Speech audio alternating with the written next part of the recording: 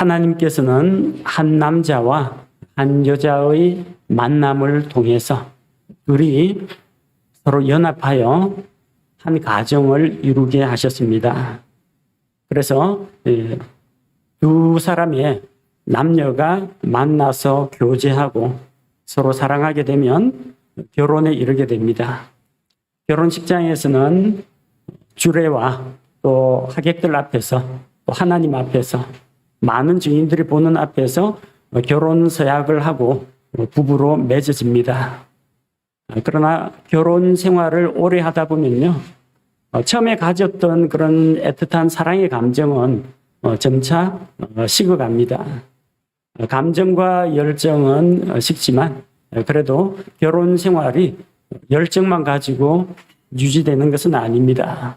서로에 대한 책임감과 또 함께 살아온 그동안의 정과 의리에 의해서 계속해서 가정이 유지가 됩니다. 근데 문제는 서로에 대한 사랑은 물론이고 서로에 대한 책임도 없고 의리도 없게 되면 다툼이 일어나고 또 헤어지게 됩니다. 사람들의 사랑은 영원하지가 못합니다. 한편으로는 상대방에 대해서 헌신적이고 또 다른 한편으로는 이기적인 것이 우리 사람들의 사랑입니다. 그리고 사람의 마음은 자주 바뀝니다. 사랑하는 마음이 미워하는 마음으로 바뀌기도 합니다. 서운한 감정이 적대적인 마음으로 바뀔 수도 있습니다. 사람들의 사랑은 영원하지도 못하고 순수하지도 못합니다. 다만 우리는 하나님의 사랑을 닮아가려고 할 뿐입니다. 우리 하나님의 사랑은 어떠합니까? 값없이 주는 사랑입니다. 영원한 사랑입니다. 자기를 희생하는 사랑입니다. 요한복음 13장 1절에서 우리 주님의 사랑을 이렇게 표현하고 있습니다. 이제 유월절 전에 예수님께서 자기 때가 이르러 자기가 이 세상을 떠나 아버지께로 가야 할 줄 아시고 세상에 있던 자기 사람들을 사랑하시되 끝까지 사랑하시니라. 제자들은 그렇지 못했습니다. 제자들은 죽기까지 주님을 따르겠다. 내가 죽을지라도 예수님 부인하지 않겠습니다. 베드로뿐 아니라 다른 제자들도 다 그랬습니다. 결과는 어떻게 됐습니까? 다 도망갔습니다. 사랑하는 마음은 있었지만 두려움이 앞섰기 때문입니다. 예수님의 사랑은 어떤 사랑입니까? 자기 사람들, 세상에 있는 자기 사람들을 사랑하시되 끝까지 사랑하는 그 사랑입니다. 오늘 하나님께서 성경을 통해서 보여주시는 이스라엘 백성을 향한 그 사랑이 바로 끝까지 사랑하는 사랑의 모습입니다. 변함없는 사랑이요. 상대방의 상태에 관계없이 하나님께서는 사랑과 대속의 은혜를 내려주시는 것을 볼 수가 있습니다. 오늘 본문 말씀을 이해를 하려면요, 호세아서에 기록된 그 배경과 줄거리를 좀 알고 있어야 됩니다. 호세아는 하나님께서 세우신 예언자입니다. 그 고멜은 창녀입니다. 돈 받고 몸 파는 여자예요. 근데 하나님께서는 뜻밖의 예언자 호세아에게 행음하는 여자와 결혼하라고 명령을 하셨습니다.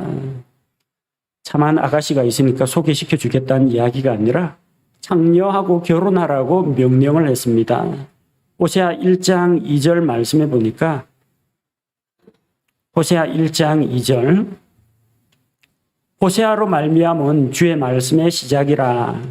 주께서 호세아에게 이르시되 가서 행음하는 아내를 취하고 행음으로 인한 자식들을 취하라.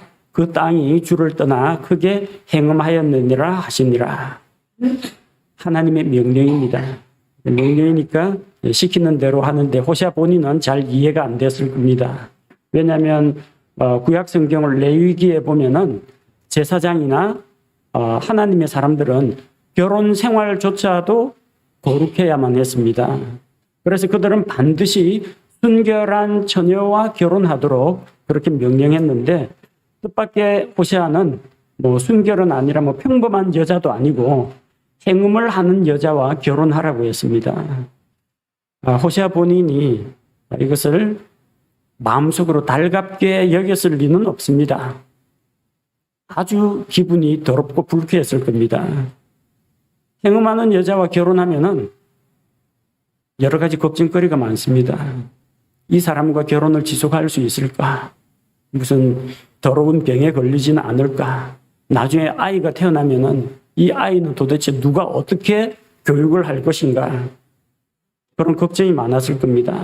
더군다나 호세아는 지금 이스라엘 백성을 향해서 하나님의 말씀을 전해야 됩니다. 자, 그런데 저 호세아라는 예언자가 창녀하고 살림 차렸더라 하면은 이 소문나면요, 하나님의 말씀 사역이 회방을 받을 수도 있다는 겁니다. 하지만 호세아는 하나님의 말씀에 순종했습니다. 그래서 호세아 1장 3절 말씀을 보면은 이에 그가 가서 디블라임의 딸 고멜을 취하니 그녀가 수태하여 그에게 아들을 낳으니라.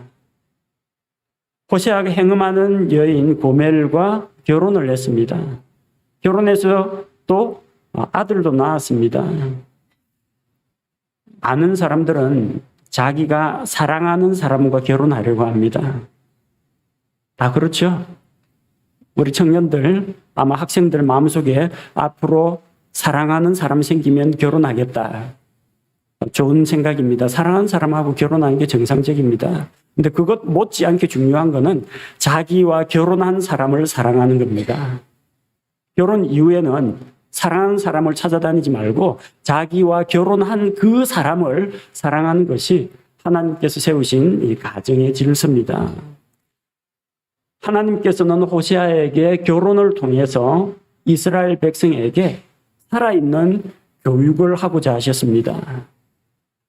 호세아는 바로 하나님께서 이스라엘을 교훈하기 위한, 가르치기 위한 본보기가 되었고 하나님의 도구가 되었던 겁니다.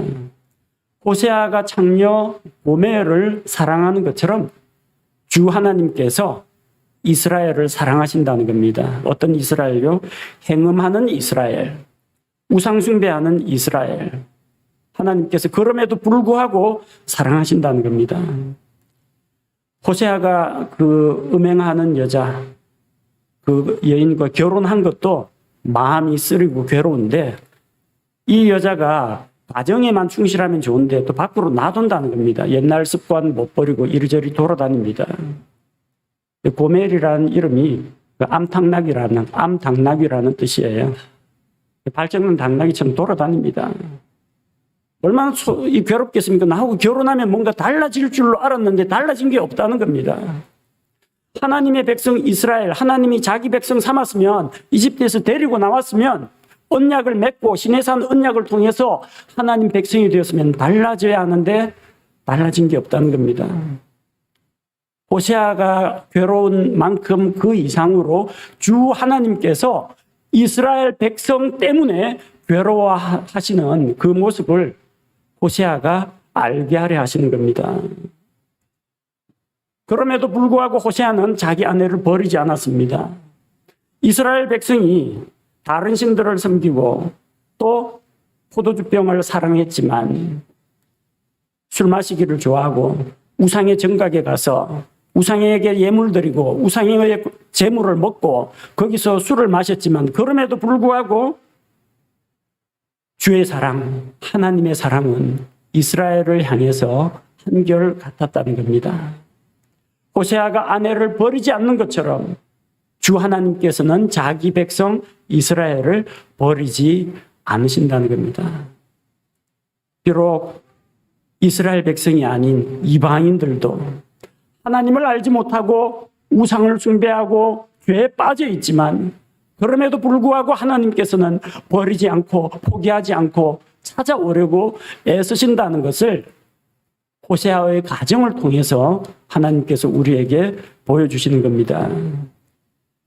고멜은 남편을 버리고 음행을 했습니다.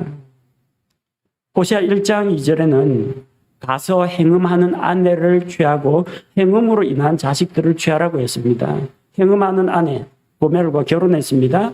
근데 행음으로 인한 자식들, 호세아와 고멜 사이에서 나온 아이는 행음의 자식이 아닙니다. 합법적인 남편과 아내 사이에서 나왔기 때문에 행음하는 자식이 아닙니다. 결혼 이후에도 고멜이 행음을 했다라는 이야기입니다.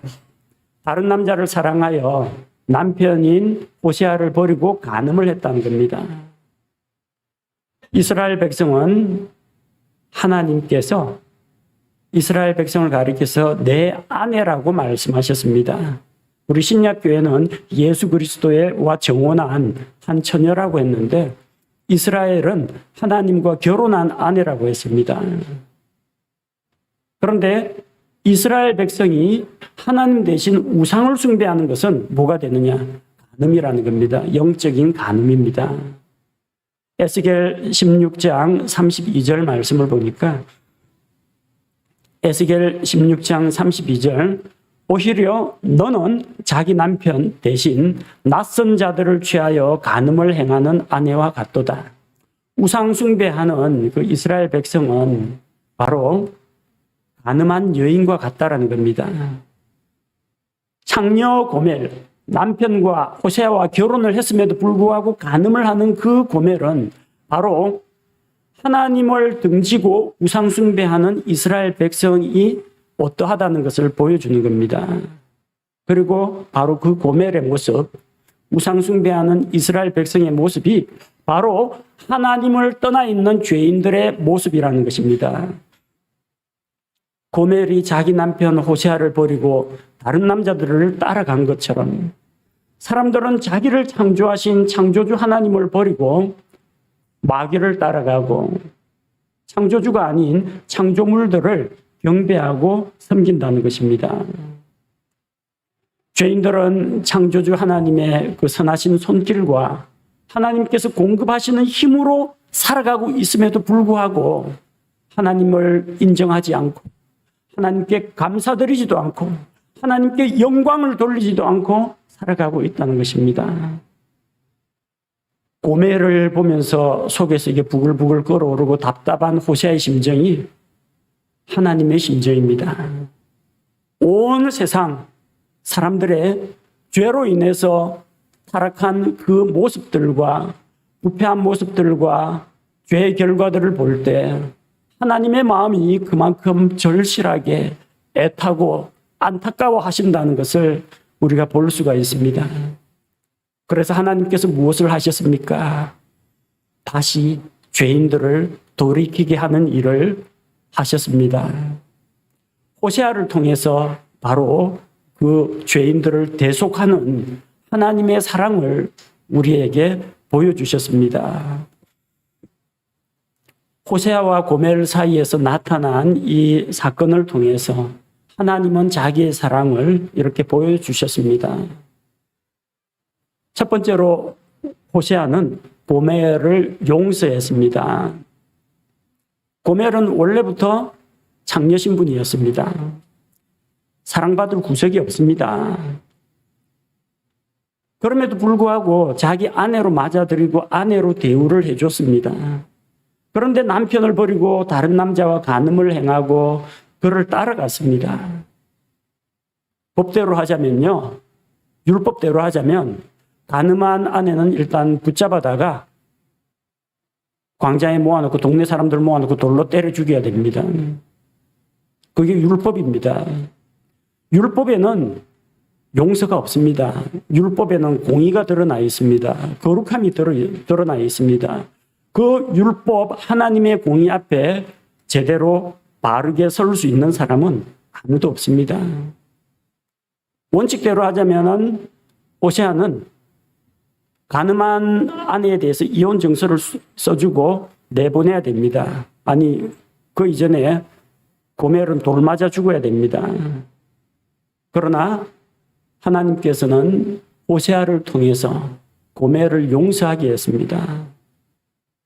호세아가 고멜을 되찾으러 가기 이전에 먼저 마음속에 용서하는 마음이 있어야 했습니다.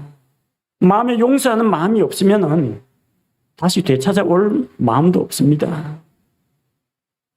이스라엘 백성은 하나님을 떠나갔습니다. 다른 신들을 섬겼습니다. 그들은 율법의 정죄를 받아서 죽어야 합니다. 하나님께서 만약에 그들에게 주신 출애굽기, 레위기, 그리고 신명기에 주신 그 율법의 말씀을 들고 이스라엘 백성 앞에 서면요, 우상 숭배한 이스라엘 백성들은 이거는 대속물이나 희생제물로 용서 못 받습니다. 다 죽여야 됩니다. 살아남을 사람 없습니다. 아니, 우상 숭배뿐만이 아니죠. 그들이 행한 모든 죄에 대해서 하나님이 낱낱이 적발하시면요, 이스라엘 백성 가운데, 아니 전 지구상에 살아남을 사람은 아무도 없습니다. 그들은 율법의 정죄를 받아 죽어 마땅한 존재들입니다. 그러나 하나님께서는 이스라엘 백성을 용서하고 호세아를 보내서 회개의 말씀을 선포하게 했습니다. 오늘날 사람들의 모습이 바로 이와 같습니다. 다 하나님 앞에서 심판받고 형벌받아 영원히 멸망할 그런 존재들입니다. 하나님을 떠나 하나님에게 등지고 먼 길로 떠났습니다. 하나님 없이 살아갑니다. 우상을 믿고 살아갑니다. 자기 자신을 의지하고 살아갑니다. 공중권세 잡은 마귀를 따라 살아갑니다. 이 세상의 풍습, 이 세상의 행로들을 따라서 살아가고 있습니다. 그러나 하나님의 어려운 율법에 의하면 죽어 마땅한 이런 죄인들을 하나님께서는 한없는 사랑으로 용서하고자 하시는 것입니다. 하나님의 사랑은 그분의 용서를 통해서 우리에게 나타났습니다. 둘째로 하나님께서는 호세아의 가정을 통해서 자기의 사랑을 보여주셨는데, 호세아를 통해서 행동하는 사랑을 보여주셨습니다. 하나님의 사랑은 행하는 사랑입니다. 1절에 보니까 그때 주께서 내게 이르시되 다른 신들을 바라보고 포도주병을 사랑하는 이스라엘 자손을 향한 주의 사랑에 따라 또 가서 자기 친구에게 사랑받는 여인, 그러나 간음한 여인을 사랑하라 하시니라. 간음한 여인을 사랑하라 하시니라. 단순히 용서하라 해서 끝나는 게 아닙니다. 그래, 용서할게. 잊어버리자. 접자. 덮자. 이게 아니고 그 간음한 여인을 사랑하라고 했습니다. 호세아야 고멜을 볼 때 사랑하는 마음을 느껴라, 그렇게 하지 않았습니다. 너 그 여인을 사랑하라고 말씀하셨습니다. 사랑하라는 명사가 아닙니다. 명사는 그냥 사물의 이름 명칭입니다. 명사는 아무것도 안 합니다. 이름이에요. 이름뿐이에요. 사랑하라는 형용사가 아닙니다. 형용사는 상태를 묘사합니다. 사랑스럽다. 느낌입니다. 감정이나 상태를 말하는 게 형용사입니다. 근데 사랑하라는 형용사가 아니라 동사입니다. 동사는 뭡니까? 움직이는 게 동사입니다. 활동하는 겁니다. 일하는 것입니다. 사랑은 관념이 아닙니다. 사랑은 연애 감정이 아닙니다. 사랑은 행동으로 나타나는 것입니다. 물론 상대방을 잘 알고 이해하는 것, 사랑의 시작이 됩니다. 긍휼히 여기는 마음, 안타까이 여기는 마음, 그리고 도와주고자 하는 마음, 애틋한 마음, 감정도 필요합니다. 그러나 거기에서 끝이 아니라 의지적인 행동, 사랑하라, 행함이 함께 해야 한다는 것입니다. 사랑하라는 것은 하나님의 명령입니다. 호세아가 창녀 고멜을 볼 때 막 사랑스러운 감정, 여러분이 형제들이 자기 아내를 볼 때 이 사랑하는 마음이 뭉클뭉클 솟아나는 그런 느낌은 아니었을 겁니다. 한숨밖에 안 나왔을 겁니다. 이쁘고 사랑스러운 아내가 아니었습니다. 하지만 호세아는 호불호의 문제가 아니라 하나님께서 말씀하신 것처럼 사랑하라. 그래서 사랑했습니다. 의지적으로 사랑했습니다. 정서적으로 감정까지 따라왔는지는 모르겠습니다. 그러나 그는 말씀에 순종하여 사랑을 했습니다. 하나님께서는 패역한 이스라엘 백성을 사랑하셨습니다.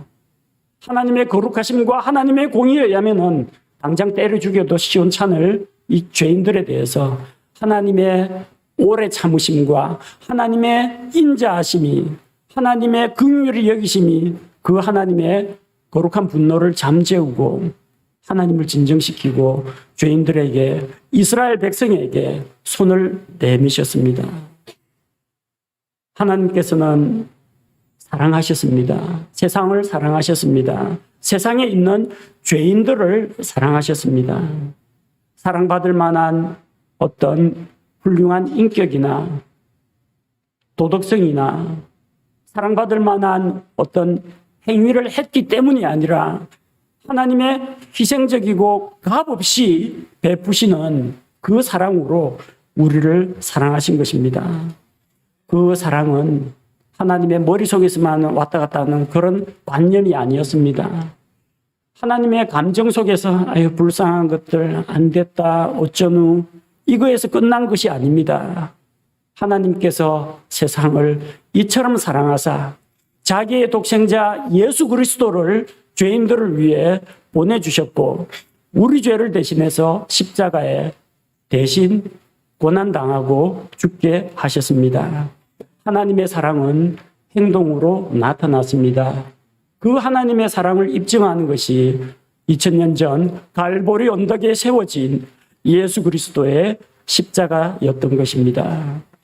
하나님의 사랑은 행하는 사랑이라는 것을 호세아의 가정을 통해서 하나님은 보여주셨습니다. 셋째로 호세아는 고멜을 대속했습니다.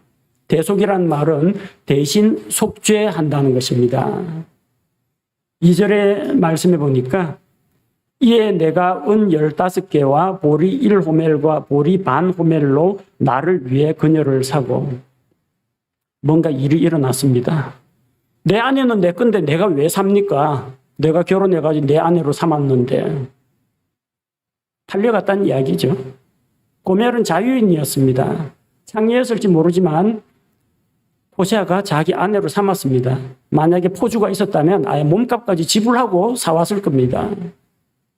그런데 남편을 떠났습니다. 당시는 여자가 혼자서 취업을 할 만한 그런 직장을 구하기가 어려웠습니다. 기껏해야 가사 일이라든지 집 주변에 있는 조그마한 채소밭 가꾸는 거 그런 정도가 고작이었습니다. 일을 해서 돈 벌 능력이 없었습니다. 남편 떠났습니다. 집 떠나면 개고생입니다. 남편 버리고 떠났는데 남편이 돈을 많이 가졌겠어요? 해물이라도 잔뜩 훔쳐갔을 것 같아요. 그런 거 없습니다. 생활 능력이 없으니까 빚을 끌어다 쓰고 빚 못 갚으면 다른 사람 종되는 겁니다. 남편이 그 창녀굴에서 빼와가지고 아내로 삼아줬는데 가정의 안주인으로 삼아줬는데 자유인의 신분을 버리고 낯선 남자 따라갔다가 생활에 쪼들려가지고 결국은 종으로 팔린 신세가 되었습니다.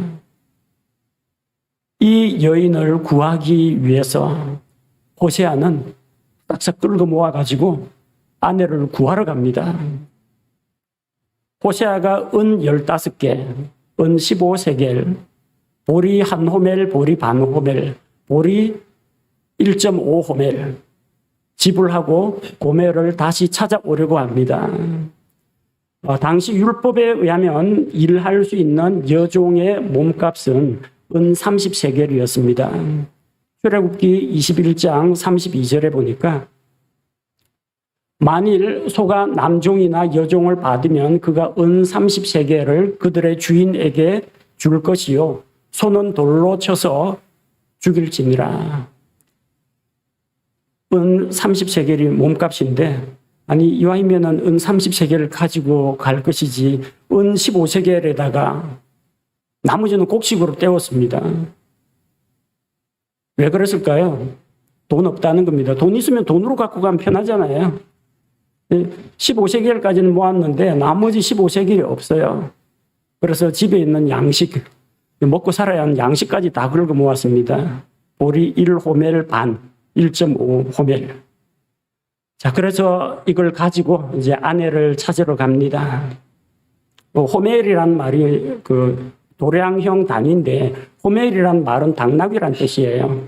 고멜은 암탉나귀고 호멜은 당나귀인데 호멜이 당나귀인데 왜 이 호멜이란 그 용어를 그 계량 단위로 쓰느냐 하면요. 당나귀 한 마리가 질 수 있는 양을 한 호멜이라고 합니다. 힘센 당나귀, 약한 당나귀도 있는데 평균 잡아서 당나귀에 짐 부릴 때 당나귀에 싣고 갈 수 있는 정도, 한 마리가 감당할 수 있는 짐 약 230리터 정도를 이야기합니다. 한 호멜 반이니까 한 345리터. 이 정도면은 쌀 2가마 정도입니다. 한 160kg 나옵니다. 160kg를 호세아가 메고 갔다라고는 상상할 수가 없고, 본문에 뭐 낙이고 당나귀는 안 나옵니다만, 이거 가축에게 싣고 가야 됩니다. 자, 그래서 참으로 호세아의 마음은 무거웠습니다. 마음에도 없는 창녀하고 결혼해가지고 어떻게 좀 사랑을 실천해 보려고 가정을 꾸려보려고 나름대로 애썼는데 이게 막 암탉나귀처럼 이리저리 돌아다니다가 남편 버리고 나가서 바람 피고 또 어디선가 또 팔려갖고 종이 되었다고 하는데 내가 가진 거 다 끌고 모아가지고 이 여인을 또 사와야 된다는 겁니다. 그냥 잊어버리고 끊고 살았으면 좋겠는데 하나님께서는 그 여인을, 가늠한 여인을 사랑하라 라고 하셨거든요. 단순히 용서하라가 아니고 사랑하라. 찾으러 갑니다. 아내를 생각할 때 마음이 얼마나 무거웠겠습니까? 옆에서는 당나귀가 무거웠습니다. 이 당나귀가 한 마리가 당나귀 한 마리가 감당할 수 있는 무게가 1호멜이에요. 지금 1.5호멜을 실었습니다. 10톤 트럭에다가 15톤 짐 실은 겁니다. 당나귀도 죽을 맛입니다. 호세아도 죽을 맛입니다. 이스라엘 백성을 보는 하나님의 마음은 그들의 짐으로 인해서 그들의 죄짐으로 짓눌려서 하나님의 마음도 참 괴롭습니다. 그런 괴로운 마음으로 갔습니다. 그래서 가진 거 15세겔 돈 주고 보리 1호멜 반 주고 종에서 해방시켜가지고 데리고 왔습니다. 밧줄에 묶어서 목에 줄 매갖고 끌고 오진 않았을 겁니다. 당나귀에 태워갖고 왔을 겁니다. 쉽게 말하면은 남편 버리고 바람 나가지고 도망간 아내 거의 다 빚 얻어쓰고 저기 어디에 잡혀있는 아내 구출하기 위해서 재산 털어가지고 아내 구출하려고 자가용으로 지금 모시고 오는 겁니다. 이런 호사가 어디 있습니까? 호세아는 고멜을 대속하러 갈 때는 마음속에 무거운 짐을 안고 갔습니다. 마음이 괴롭습니다. 옆에서는 나귀가 주인님 적재중량 초과했습니다. 나귀도 헐떡헐떡대면서 갑니다. 올 때는 잃었던 아내를 찾았습니다. 나귀도 160kg짜리 짐 실다가 여자 하나 태우고 오니까 나귀도 신나게 오고 호세아의 마음도 홀가분하게 옵니다. 값을 지불하고 구속하니까 고멜은 해방되었고 구속한 호세아의 마음은 그렇게 편하고 즐거웠을 겁니다.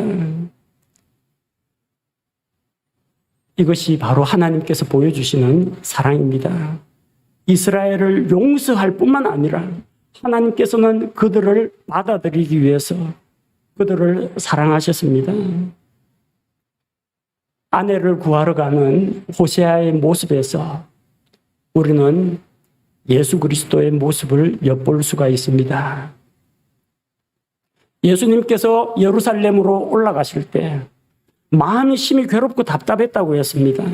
제자들에게 이야기했습니다. 내가 예루살렘에 올라가면 수제사장들과 바리새인들과 서기관들에 의해서 고난을 받고 이방인들의 손에 넘겨져서 죽을 것이라고 이야기했는데 제자들의 마음은 딴 데 가 있습니다. 야, 예수님 왕국 세우면 누가 예수님 우편에 앉을 것이냐, 누가 왼편에 앉을 것이냐 자리 싸움하고 있었습니다. 예수님은 지금 죽음을 향하여 그들을 위해서 온 세상의 죄를 대신 속죄하기 위해서 죽으러 예루살렘에 올라가는데 그들은 그런 자기들의 이익과 또 자기들의 정욕을 생각하고 있었던 겁니다.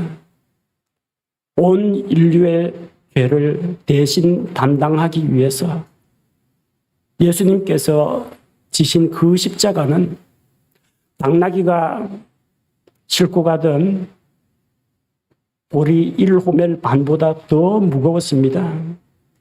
십자가 자체가 형틀입니다. 그 사형 형틀을 예수님이 죄인의 신분이 되어서 자기가 직접 지고 간다는 겁니다. 지고 가다 또 쓰러지고 또 일어나서 지고 가다 자주 넘어지니까 구레네 사람 시몬에게 대신 지게 할 정도로 예수님의 십자가는 무거웠습니다. 예수님의 마음은 그보다 더 무거웠습니다. 왜냐?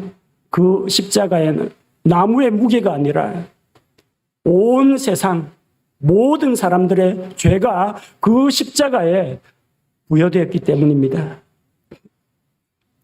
예수님, 우리를 값주고 대속하기 위해서 무거운 십자가를 지시고 무거운 마음의 중한 고통을 당하시고 갈보리 언덕으로 올라가셨습니다. 그리고 우리를 대신해서 피 흘려 죽으셨습니다.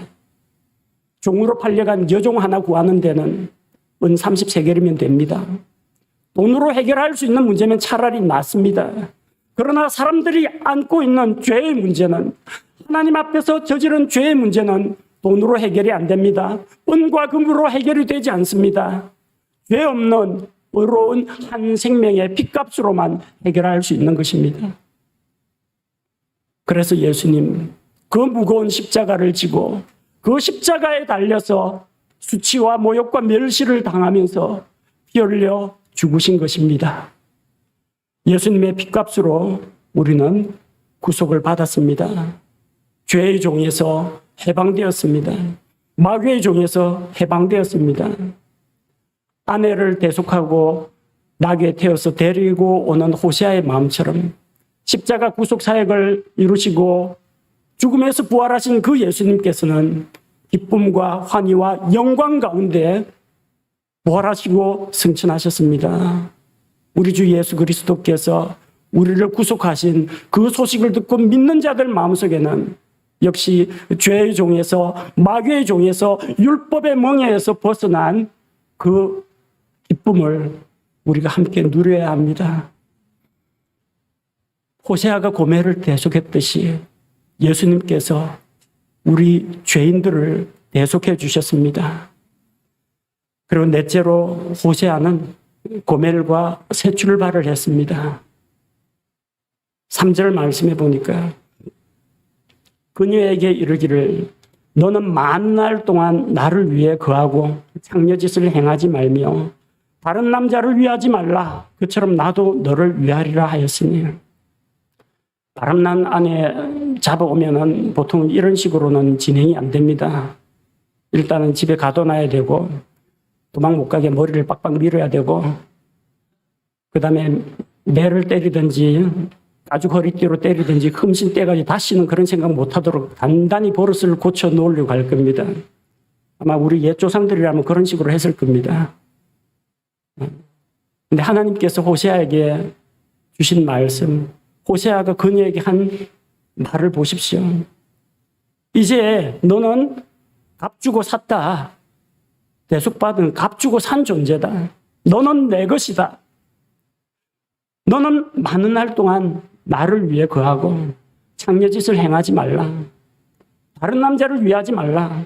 나 역시 너에게 남편으로서 너를 아내로 대하겠다는 겁니다.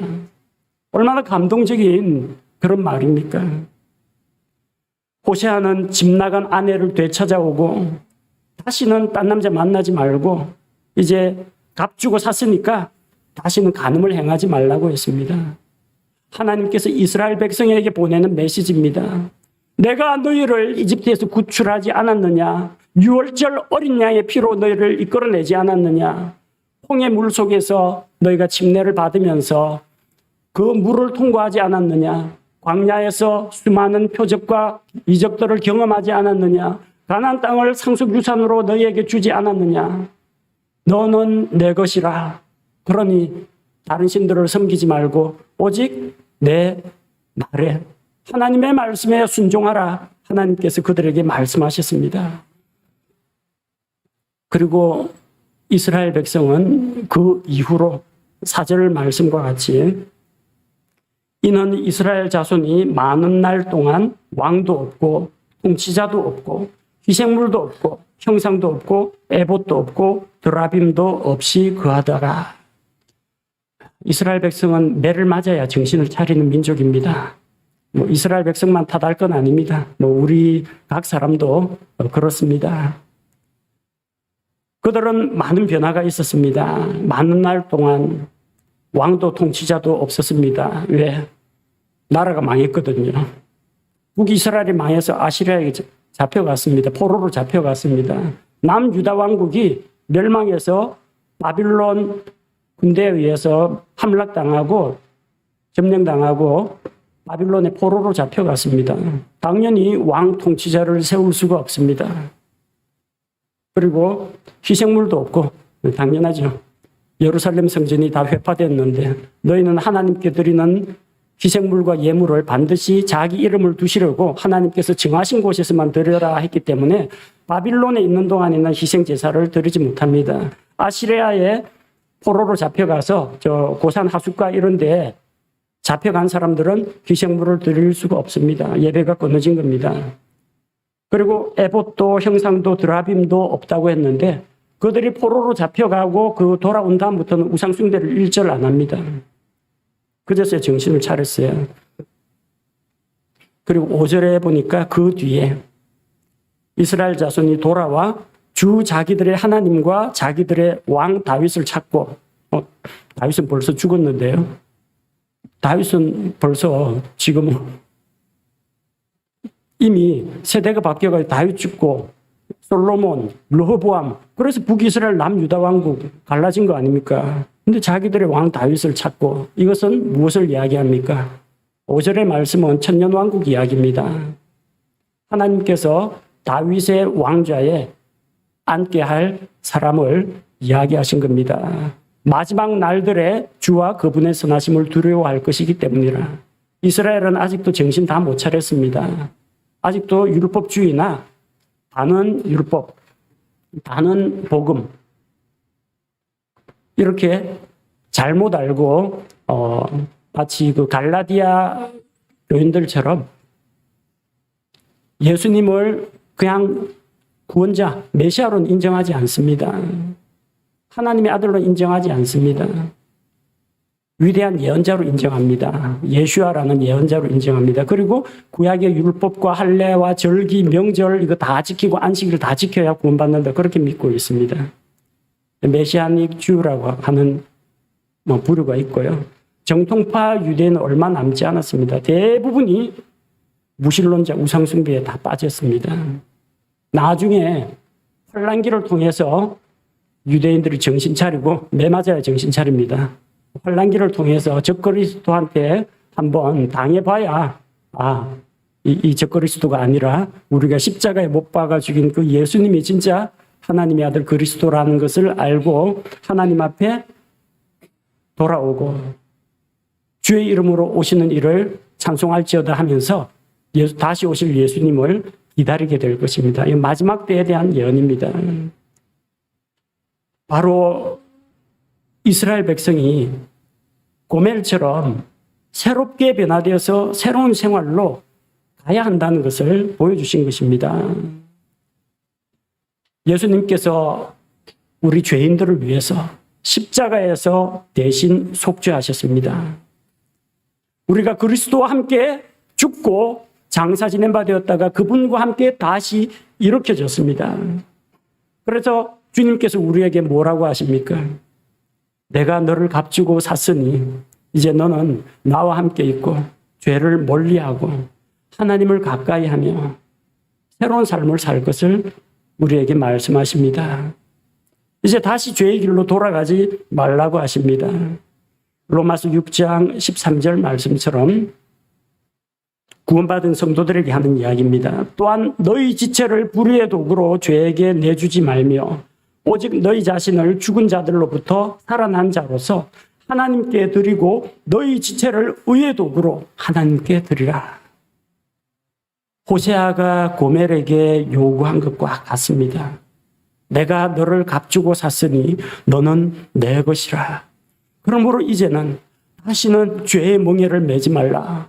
다시는 마귀의 압제로 다시 이전 세상으로 돌아가지 말라. 그리고 하나님 앞에서 의의 도구로 살아갈 것을 주님께서 요구하십니다. 호세아는 예수 그리스도의 표상입니다. 호세아라는 그 이름은 여호수아라고 읽을 수가 있습니다. 똑같습니다. 구원자란 뜻입니다. 여호수아를 헬라어로 옮기면 예슈아, 예수가 됩니다. 영어로 지저스가 됩니다. 그 자기 백성을 그들의 죄에서 구원자란 뜻입니다. 호세아는 자기 아내를 구했습니다. 여호수아는 자기 민족을 대적들의 손에서 구했습니다. 예수님은 우리 죄인들을 죄에서, 마귀의 압제에서, 지옥 형벌에서 구원하셨습니다.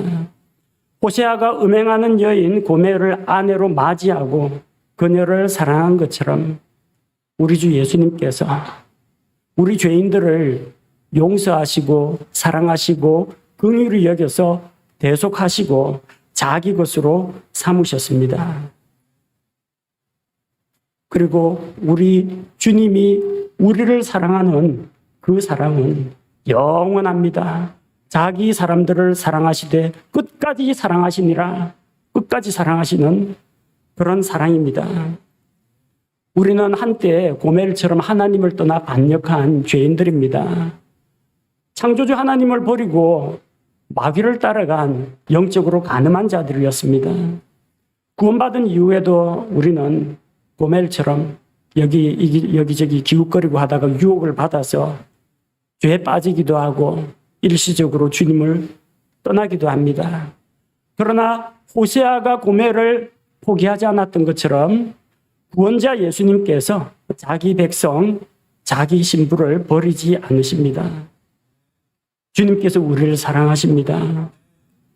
우리는 우리를 대속하신 예수님의 구원의 은혜와 언제나 한결같고 변치 않는 그분의 사랑을 힘입어서 우리가 믿음 생활을 할 수가 있는 것입니다. 죄인들을 용서하시고 사랑하시고 대속하신 하나님의 은혜에 감사를 드리고 우리의 구원자 예수 그리스도의 그 십자가의 중한 고통과 그 마음의 아픔 또 그 모진 형벌을 견뎌내신 예수님의 사랑을 기억하고 오늘도 구원의 주님께 감사와 찬양을 드리시기 바랍니다. 함께 기도하겠습니다. 하나님 아버지, 장녀 고멜을 자기 아내로 삼고 또 그녀를 품어주었으나 고멜은 다른 남자를 따라 간음하여 떠나버렸습니다. 이것이 당시 이스라엘 백성의 삶의 모습이요. 하나님의 형상으로 창조되었지만 하나님을 버리고 각기 제 길로 떠나간 길 잃은 양 같은 우리 죄인들의 모습이었습니다. 그럼에도 불구하고 하나님께서 용서하시고 사랑하시고 대속해 주신 은혜에 감사를 드립니다. 호세아가 고멜을 용서하고 그녀를 되찾기 위해서 자기에게 있는 것을 다 긁어 모아서 값을 지불하고 그녀를 태워서 돌아온 것처럼 예수 그리스도께서 십자가의 중한 죄짐을 대신 감당하시고 우리 대신 십자가에 피 흘려 죽으시고 우리를 구속하여 주신 것을 감사를 드립니다. 주님의 그 희생적인 대속의 사랑이 있었기에 오늘날 우리가 믿음을 통해 은혜로 구원받는 이 놀라운 복을 받게 되었습니다. 하나님의 한량 없으신 사랑과 그 은혜를 기억하며 감사를 드립니다. 우리를 위해서 자기 생명을 아낌없이 버리신 우리 주 예수 그리스도의 그 헌신과 또 애끓는 사랑에 감사드립니다. 우리의 삶을 인도하시고 예수 그리스도의 그 사랑과 은혜가 다함이 없는 것처럼 주님을 향한 우리의 신앙과 사랑도 변함이 없게 하옵소서. 예수님의 이름으로 기도합니다. 아멘.